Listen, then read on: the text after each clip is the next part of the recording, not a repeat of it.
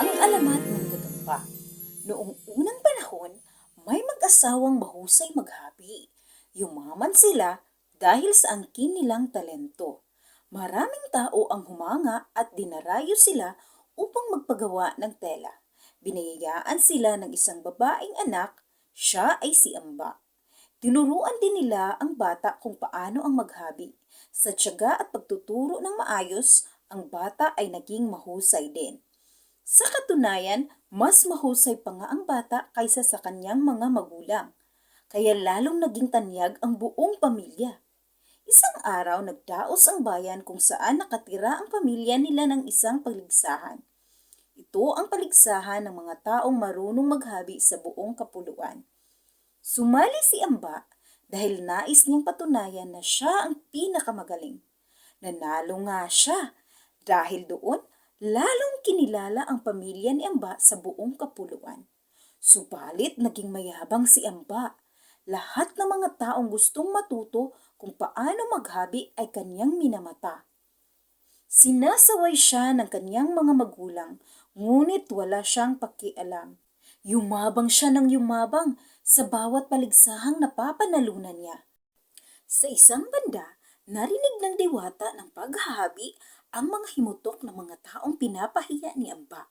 Maging siya ay gusto niyang turuan ng leksyon ang bata. Kaya naman, naisipan ng diwata na hamunin sa isang paligsahan si Amba. Nag-anyo siyang matandang uugod-ugod at may katarata. Dinalan niya si Amba sa ganoong anyo. Nakarating sa madla ang paghamon na iyon kaya't dinumog ang tahanan ni Amba. Maraming gustong makiusyoso at malaman kung ano ang magiging kakalabasan ng paligsahan.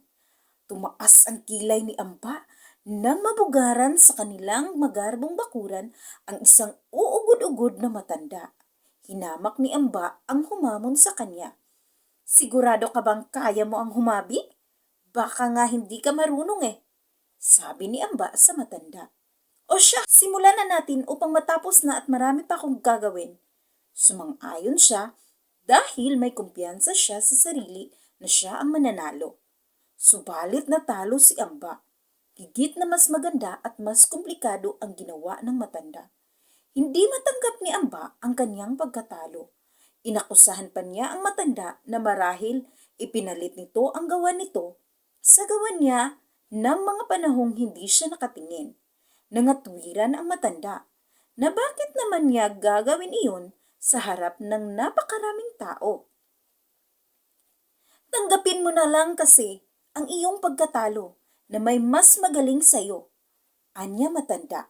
Napikon si Amba sa huling sinabi ng matanda. Sobrang galit at pagkahiya sa pagkatalo ay nagawa niyang saktan ang matanda. Naggalit ang matanda kaya't sa harap ng madla nagbago siya ng ano. Dahil sa iyong kalapastanganan, paparusahan kita. Oras-oras, araw-araw, ikaw ay maghahabi, subalit hindi ka na makikilala bilang tao. Bigkas ng diwata. Nawala ang diwata pagkawika nito. Sa mga katagang iyon, unti-unti namang nakaramdam ng pagbabagong anyo si Amba. Nagkaroon siya ng 8 paa. Lumiit ang kanyang katawan at tinubuan ng maliliit na balahibo. Katulad ng sinabi ng diwata, walang ginawa ang insekto kundi humabi ng humabi.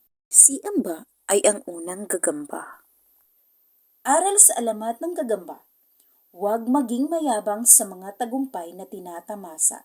Manatiling mapagkumbaba upang ikaw ay pagpalain.